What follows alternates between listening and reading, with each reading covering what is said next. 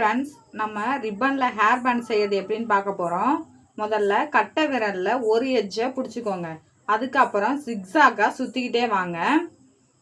கரெக்டாக சுற்றிக்கிட்டே வந்துட்டு அந்த எட்ஜ் இருக்கு இல்லையா, கொஞ்சம் தூரம் விட்டுக்கோங்க.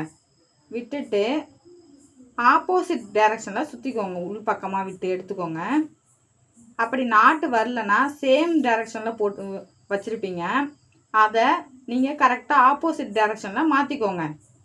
அப்போ தான் நாட்டு கரெக்டாக வரும். இப்போ நாட்டு போட்டுக்கோங்க. நல்லா டைட்டாக போட்டுக்கோங்க.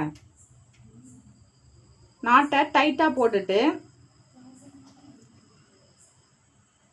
இப்போது நம்ம அந்த விரல்லேருந்து கொஞ்சம் கொஞ்சமாக மூவ் பண்ணுங்க.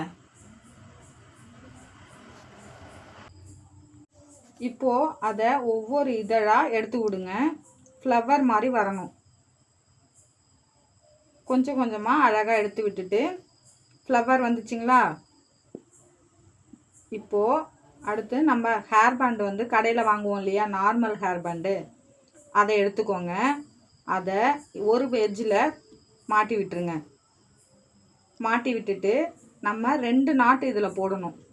நமக்கு எவ்வளோ நாட்டு நல்லா டைட்டாக வேணுமோ அந்த அளவுக்கு அந்த எக்ஸ்ட்ரா இருக்கிற பீஸ் இருக்கு இல்லையா, அது நல்லா மறையிற அளவுக்கு நல்லா நாட் போட்டு விட்டுருங்க.